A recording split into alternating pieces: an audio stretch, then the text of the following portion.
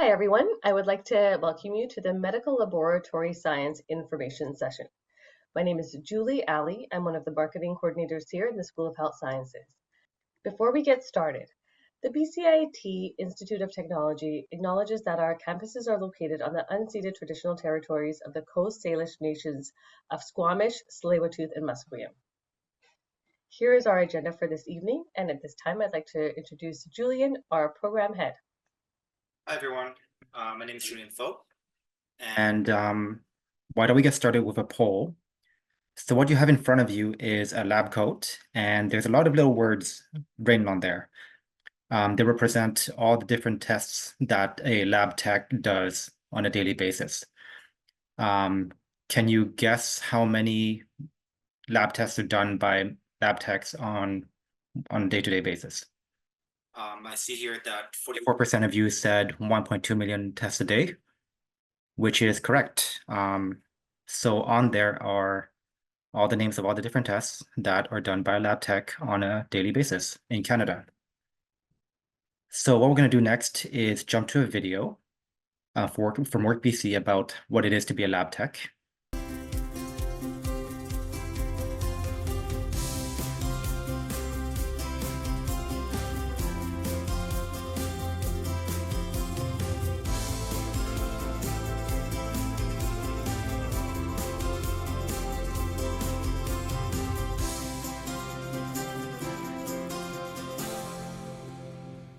Do you have an eye for microscopic detail and a fascination with how the human body works? Then you'll love learning about our next career.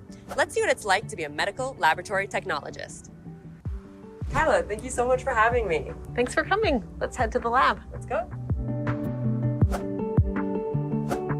I'm Kyla Sorensen. I'm a medical laboratory technologist at UHNBC in Prince George. Patients need blood products for a variety of reasons. There could be for traumas. There's people that need chronic support for transfusions, like cancer patients. Laboratory testing guides most of the decisions that clinicians make in treating patients. They estimate 75 to 80% of the decisions doctors make for patients are from their blood results, from their lab results. So it's very important for patient care. Kyla, this looks like a pretty big piece of equipment. It is. Tell me a little bit about it. Yeah, this is our chemistry analyzers connected to a robotic line. Okay. And what does it do exactly? It does some sample preparation. You put some tubes in a rack and put it on. It reads the barcodes. It knows who the tests are for, what tests are ordered. It'll spin the samples and send it to the analyzers it needs to go to do the tests that are ordered. Okay. So it can do multiple samples at the same time? Oh, many. Oh. We test between 1,000 and 2,000 chemistry samples a day. Okay, wow, that's super cool. Yeah, and then this is a stat port, so if something's more important than the routines, like for a patient, say an emergency or ICU, you can skip the queue and put it in the stat port. Cool. Yeah. You can get into med lab right out of high school. There's only some high school prerequisites for different science classes, or a lot of people who enter the program have a degree already. When I was younger, I didn't know that lab techs existed, or if I heard of them before, I didn't understand what it was. When I was a lab assistant, I would take blood from patients. I would wonder what the results were and what they meant. I'd be like, oh, how does this correlate to a certain condition? I always wanted to know more. So in there, you'll see a lot of red blood cells and different white blood cells. There's two different kinds in that frame. You see there's one with some kind of speckles and multi-lobe nuclei. Okay. That's a neutrophil that fights bacterial infections. The bigger one? Yes. Okay. With all the different stuff in it. And Yeah. then there's one that's more like a solid circular nucleus. That's a lymphocyte, and that's involved in fighting viral infections and making antibodies. And all the little ones are just normal. Those little tiny flecks are platelets involved in blood clotting. Cool. That's awesome. If someone is hemorrhaging and we prepare blood products, and what we did literally, you can say that it saved their life, because it does. Kyla, thank you so much for showing me around today. Thanks for coming. Once again, I'm Miriam for Career Check, reminding you that this career could be yours.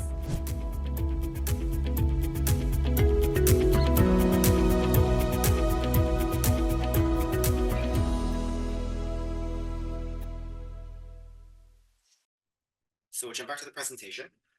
Now, before we get started, I just wanted to talk to you a bit about myself. I graduated from the BCIT program back in 2013. Got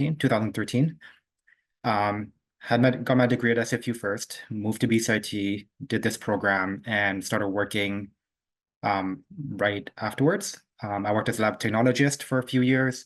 Then I moved up to regulatory affairs and am now the program head of this program. So I did do a fairly standard career path I guess educational career path in that sense. Now, a bit about medical laboratory science. As you have heard so far, we have done 1.2 million lab tests every day in Canada. All these tests that we do, the results are what are used by doctors to make decisions on patient health and what to do in terms of treatment. Without lab techs, most healthcare providers will not have all the information they need, and that can delay care, and in some cases, as the video mentioned, can lead to critical conditions. So we teach you 5 different disciplines within the program. One is chemistry, which is the study of your body chemistry and how the different numbers and results that you get lead to a certain disease state. And those numbers are the ones that you see when you look at your patient report, when you go to the doctor, get your blood taken, and get a result at the end. So we teach you about chemistry, protein electrophoresis, and the different ways that we test blood, urine, and other samples. We also teach you about hematology, which is studying your red blood cells, your white blood cells, and again, determining different disease states. On the left side, the picture over here, you see a normal screen where you have your neutrophils and your red blood cells, and on the right side is a type of blood cancer. So you learn how to distinguish between all the different cell types, what they do in the body, and what it means when they are present or absent within the body. You also learn to work with different analyzers that will test the blood and determine how many blood cells of each type you have in your body. You also learn about microbiology, which is the study of bacteria. To the left, you have a smear of bacteria that was picked up from the human body, and what it shows is Staphylococcus aureus. In the middle is what it looks like when you grow them on a plate, and on the right side is the biochemical tests and how they determine whether or not what you are looking in front of you is in fact Staph aureus or another type of bacteria. Histology is another topic that we cover and that you will learn all about. And that's the sectioning of different parts of human tissues or organs and the staining of them for use in terms of detecting different disease states. You'll also learn about transfusion science. Now, I'm sure most of you know about your blood type, right? Are you A positive, A neg, B positive, B neg, O, and so on? But there's much more than that. There are many different system names or systems within the blood groups that will determine whether or not a certain type of blood is actually usable for you if you were to get into an accident or needed a transfusion because of a surgery or anything else. So we teach you all about the different blood types and also all these different systems and how to determine whether the blood bag that is in front of you is actually usable for a patient. We also teach you about molecular diagnostics, which is PCR. In our program, it's not as much about bacterial genetics, but we do human genetics in a smaller amount than the actual clinical genetics program. But you'll learn about all the different concepts in molecular diagnostics, and you'll get to work on different analyzers that are used to amplify DNA and RNA. And again, it'll get you to a point where you can determine a disease state. So all the students here are from our last cohort. So they started back in September of last year, and they are now in their second level within the program. So they would have been exposed to a few of the different topics that we've covered so far, but are well on their way to becoming medical laboratory technologists. So program overview. We are one of 2 accredited programs in British Columbia, meaning that once you graduate from our program, you can write the national certification exam. And once you pass that, then you can work anywhere in Canada as a medical laboratory technologist. The other program is in Prince George. Our program is 2.5 years long. It's a full-time diploma program, and it's a combination of campus lectures on site and labs afterwards, where we teach you not only the theory, but also give you the opportunity to get the hands-on training that you need along the way. After 4 terms on campus, you then move to our 5th and final term, which is where you will go to a hospital or private lab within BC for 35 weeks, and you will be trained there by medical laboratory technologists and basically hone all the skills that you've gained while you're at BCIT. We do want to note that all clinical placements are unpaid, and that students are expected to cover their own travel and accommodation expenses. But it is a great experience because you get to be immersed in the field on well, 5 days a week, and really get used to what a medical laboratory technologist is. So the practicum, as I mentioned, can be at any hospital or private lab that we have a partnership with. And you'll get to work at multiple sites and do some shift work and learn all about how to be a effective lab tech. So you finish the program after 2.5 years. You write the national certification exam, and if you pass that, then you can work anywhere in Canada in a position as a medical laboratory technologist. The starting wage is $35.40 an hour, and you can work your way up from there. So not only can you work anywhere in Canada, but some of our graduates also do challenge the ASCP exam, well, the US certification exam. And although others also move to other countries, such as the UK, to work after getting through all their paperwork. Now, I mentioned before that there were 6 different disciplines that you learn about. That's essentially 6 different departments that you can go into. Some are condensed into one in smaller labs, but it does give you an opportunity to jump from career to department to department if you want to, without having to come back and they get another degree or diploma. This slide here is just one of just a few of the different companies that or sites that you end up working in if you become a medical lab tech. Usually what happens is on the left side here, you have your health authorities. This is where you start. You become a lab tech, you work as a technologist for a few years. Some will work for the rest of their lives as a lab tech because they really enjoy the work. Some will then move into other companies because the lab tech sector is it's a huge field in terms of instrumentation, and people move into sales, into applications.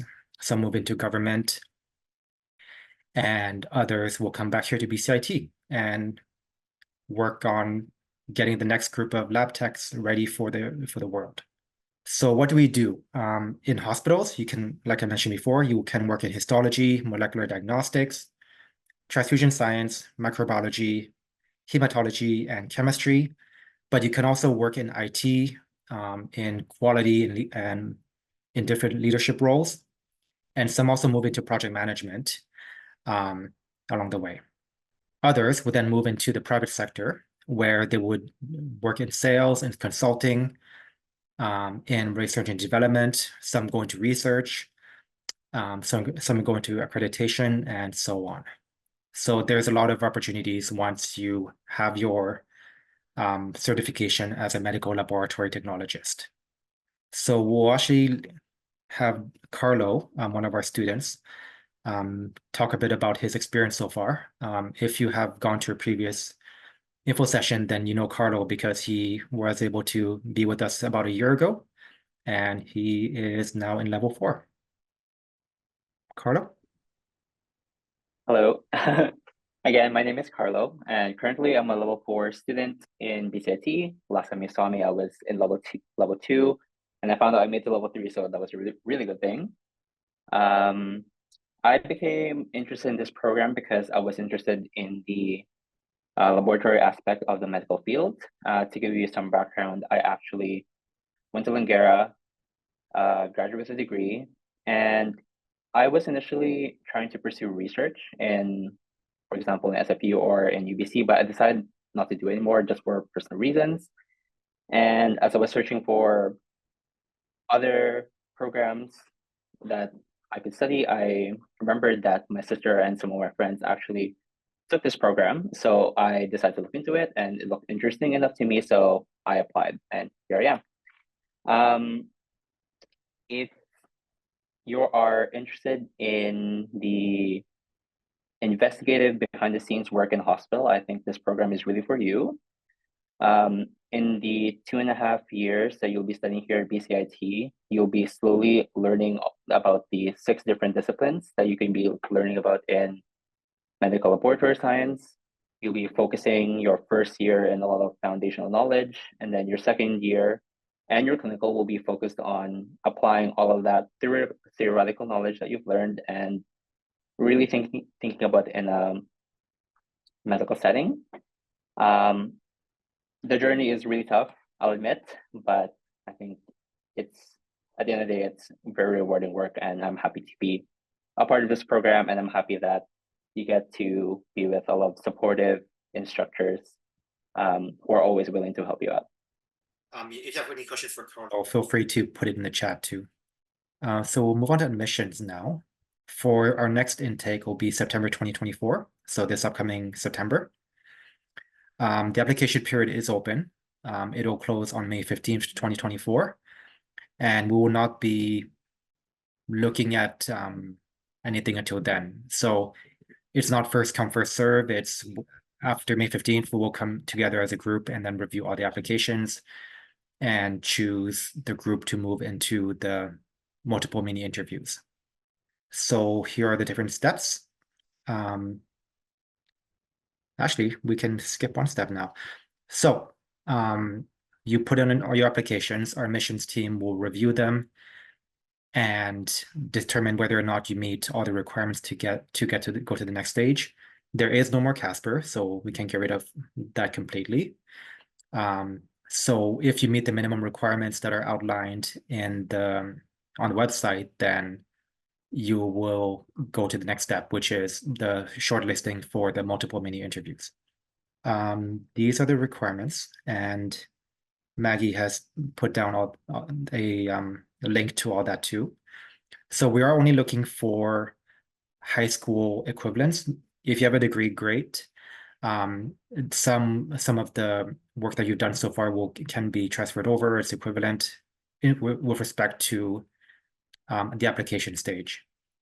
I would note that on the right side, it says math, biology, and physics are completed within the last 5 years. That's a preference. It's highly recommended, but if you're past that, it doesn't hurt to apply anyways and see if it's still good enough. We will review any incomplete that come along the way. And our program advising team will be more than happy to work with you to figure out what exactly you're missing, what you need to upgrade, and so on.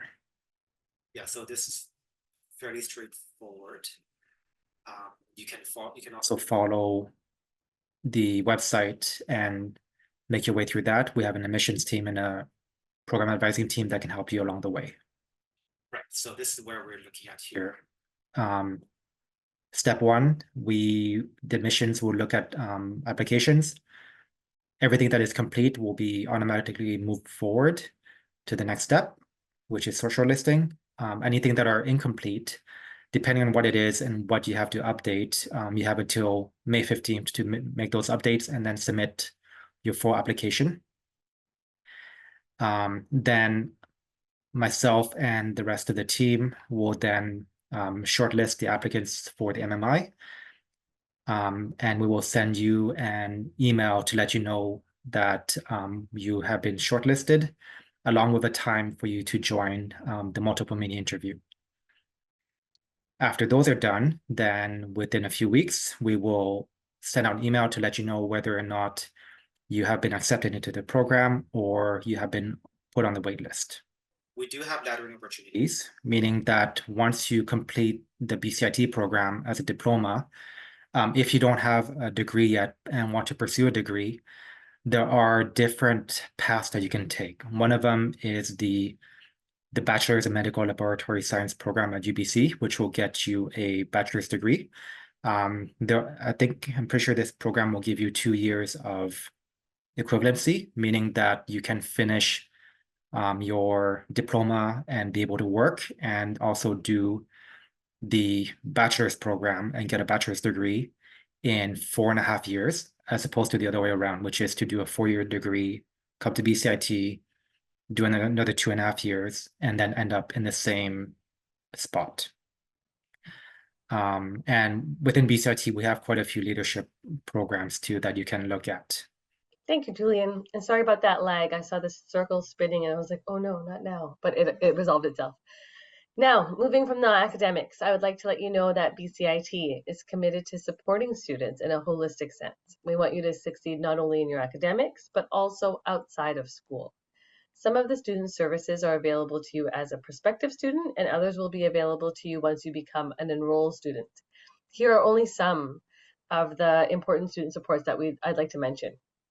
If you are Indigenous, BCIT's Indigenous Initiatives Department is there for you to ensure a smooth transition into your first year. They offer peer-to-peer mentorship, a welcoming gathering place, and provide clarification on Indigenous funding.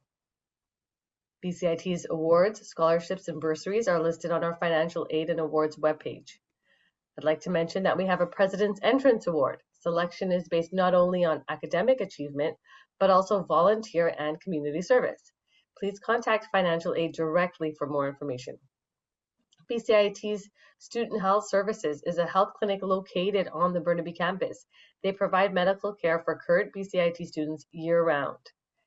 We also have a counseling and student development department available to help you enhance your educational performance and maximize your success as a student at BCIT. And last but not least, Recreation Services Department promotes and encourages and enables the practice of physical well-being. We consider recreation an integral part of campus life and welcome all students to enjoy their services. My slide deck is circling, so at this point, I'd like to open it up to the Q&A, and we'll come back to, we'll come back to this at the end of the Q&A. It's perfect because it talks about advising and then some of our social media. So I'd like to open it up while I restart the slide deck. While questions are going on in the chat, if there's one thing I can leave you with, is that if you're not sure what you want to do long term, or if you're not sure where you want to end up in terms of schooling and anything like that, what I would recommend is that you go on job sites, look at different career paths that you want to get to, and work your way back. Look at what the requirements are to get to that point. How many years of experience? How much does it pay? Because pay can be a big thing too. And see whether or not the path that you want to go through makes sense at this point in time. Education is something that should never be discouraged. There's just different paths to get to where you want to be in the long term. Thank you, Julian. We have a lot of questions in our chat, so I'll start with the most recent and we can go back. We hear that BCIT program difficulty levels are quite high. Do students with a degree have a very large advantage over those with only high school credits? I would say not necessarily. It really comes down to how you adapt to the program itself, because it is very different from high school, but it's also very different from university in terms of what you're learning, the pace, and so on. We do have plenty of high school students that do really well in the program, and we also have plenty of students with degrees that do very well in the program. So it's not just a matter of how many years of education you have when you start here. It really comes down to how you adapt and get through the program. It is 2.5 years, and things can change along the way too. Carlo, I think you were going to say something, so if you're there. You pretty much said what I wanted to say. Okay, good. I've had for example, I've had friends who have a degree in microbiology and are not doing so well in microbiology. I've had friends who are from high school and are doing really well for a program because they retain all of their good study habits, and didn't learn any bad study habits from university. So it really depends on the balance of how much you can balance your time, what good study habits you retain. There's a lot of different factors other than having a degree for sure. Our next question is, do you think it would be possible to hold a job while in this program? Or would we be too busy with school work, generally speaking? I can also answer that question because I put myself through that. I would generally recommend not working. And this is coming from a person who worked 24 hours a week in their second and third semester. And it's honestly really hard to keep up with material. I think a distinction that you need to make is sometimes you have to keep up with your lecture material and your lab material. And sometimes that material doesn't really overlap. So for example, you might just have 6 courses, but sometimes you have to treat it like you're taking 12 courses because you have so much different material to focus on. And if you're gonna work, you're gonna have a hard time keeping up with lecture material and with lab material. And if you can get away with, I'll say this much, if you can get away with working once a week, that might be okay. But if you can find a job that will only let you work once a week and give you time off when you want, then that's a lot more ideal. Yeah, so usually we discourage people from doing that because it does take away from how well they keep up with the content. And at the end of the day, you're trying to get to a point where you can graduate from the program and get into a medical laboratory science career. But again, it works for some people. For most, it does not. Thank you both. I have a question. Does this program accept BC residents only, or are applicants from other provinces permitted to apply? I think that was answered previously. All right. Yeah, but we do accept students from across the country. Okay, thank you, Julian. Sorry that got sent again. It might have been somebody coming in late. Do you have any institutes to suggest for somebody looking up to make up biology, chemistry, maths, and physics if you haven't learned these subjects in Canada before? That would be a question best asked to our program advising team. It really comes down to where you learned it and what the content was. I'll post in the chat for Maggie to respond to everyone. Are there any other unanswered questions in the chat? If you want to raise your hand, if your question has not been answered, I think I see one about how does the MMI assessment work. Mm-hmm. So you're going to go through a series of exercises where we will test you on different aspects of what we're looking for in a lab tech. You do not need to know anything about the field in order to do it properly or do it well. That's all we can really tell you because it is something that is being used as an assessment method. Does this program do intakes in September as in once a year? Yes, we have intakes once a year in September.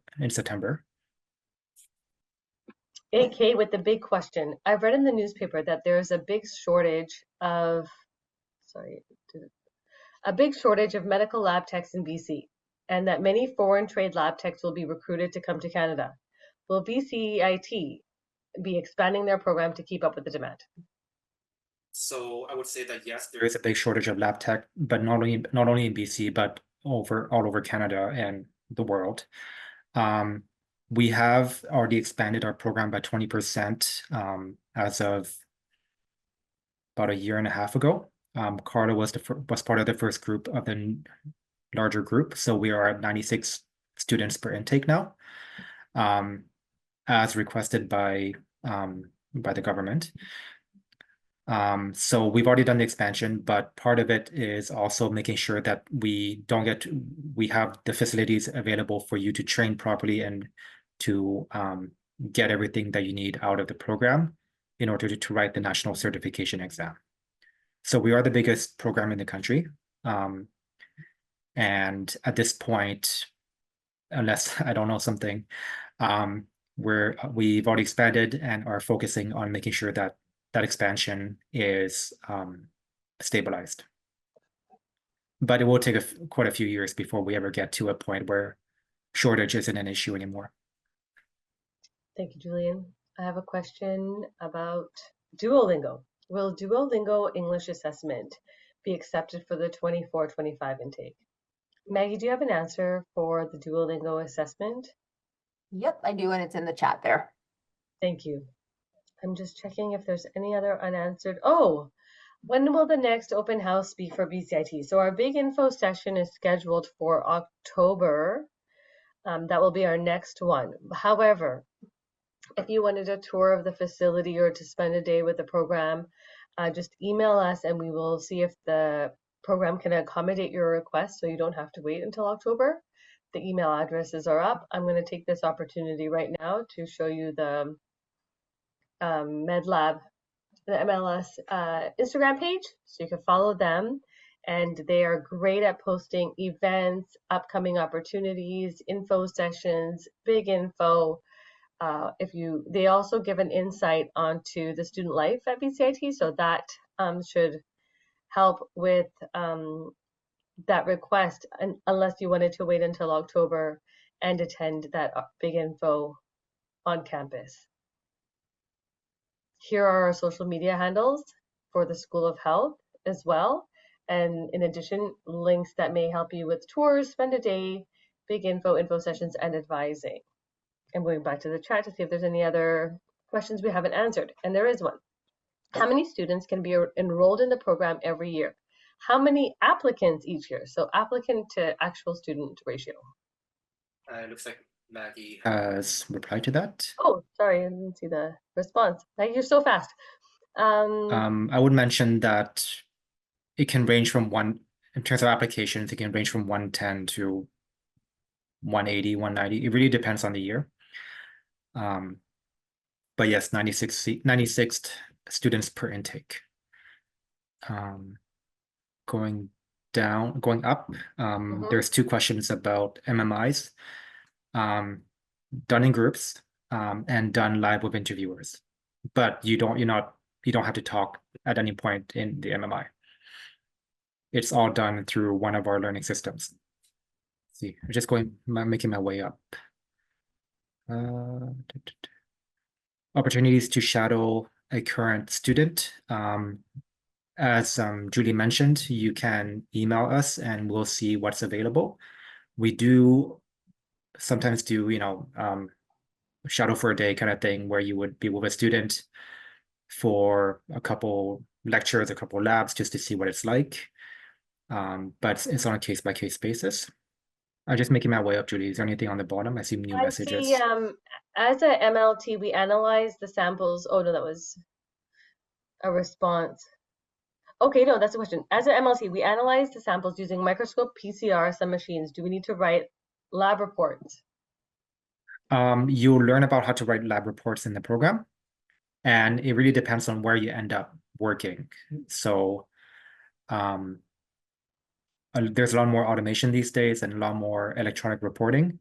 But depending on where you end up working long term, I wouldn't take that out. And Hannah is asking, sorry to clarify what was just said. There's no talking in the MMI. How does that work?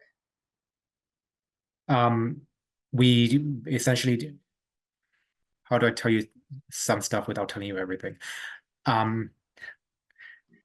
So you'll be in the MMI and you will be given X amount of time to do different activities within the MMI through a learning system. And at the end of it, you would finish and then you would jump to the next one. And at the end of that, we would be marking all that and going from there. So they call it multiple mini interviews, but it's not a true interview in the typical sense of the word. Thank you, Julian. When will accept, non-accept offers be made? After the May application deadline date? So May 15 is a deadline for applications. After that's closed, we review all of them and shortlist, and then we would email everyone within a couple weeks to let them know about which MMI they've been assigned to, which would be in early June, first couple weeks of June, and within a week or two, you can expect to find out whether or not you have been accepted into the program outright or you have been put on the wait list. And the wait list will stay on until the first week of classes because people do withdraw or change their mind along the way. So just because you're on the wait list does not mean that you're guaranteed to not be in the program. I mean, I myself was on the wait list when I went through, so I can attest to the fact that wait list isn't the end of the world. I don't see any other unanswered questions. If we've missed your question, please feel free to repost it in the chat. Are most of the clinical sites generally accessible via public transportation, or is a personal vehicle advised? It depends. So most of our sites are on the lower mainland. So think VGH, St. Paul's, Lionsgate, Richmond Hospital, Life Labs, and so on. But we do also have partnerships with Vancouver Island, so Royal Jubilee and Victoria General, along with the Life Labs in Victoria. And we also have the interior, so Prince George and Kamloops, Kelowna, and so on. So depending on which site you end up going to, and where you're staying, you may or may not need a personal vehicle. But we will not be sending you for 2 weeks in Kamloops and then 2 weeks in St. Paul's or and so on. You would be limited to the general geography of where your main site is. Thank you, Julian. I have 2 questions for you. Are the 35-week placements full-time, 40 hours a week? Yep. Yes. And from Ben, if I am on this year's waiting list, will I have a priority for admission next year? No. Thank you for the clarification. Any other questions, please put them in. If we've missed you, feel free to still continue to post your questions in the chat. We'll be on for a couple more minutes. At this time, I'd like to thank everyone for engaging with us this evening and taking the time to attend. As Darren has noted, a copy of the slide presentation and a link to the info session recording will be sent out to all registrants in a week or two. I'd like to thank Julian for that informative presentation, Maggie from Program Advising, Jennifer and Jessica from our management team, and Darren and Aaron from our marketing team that are all in attendance. And Carlo, don't forget Carlo. Oh, and Carlo, number 1, Carlo, the star of the show, our student speaker, Carlo. Thank you very much. I knew I was going to forget one person.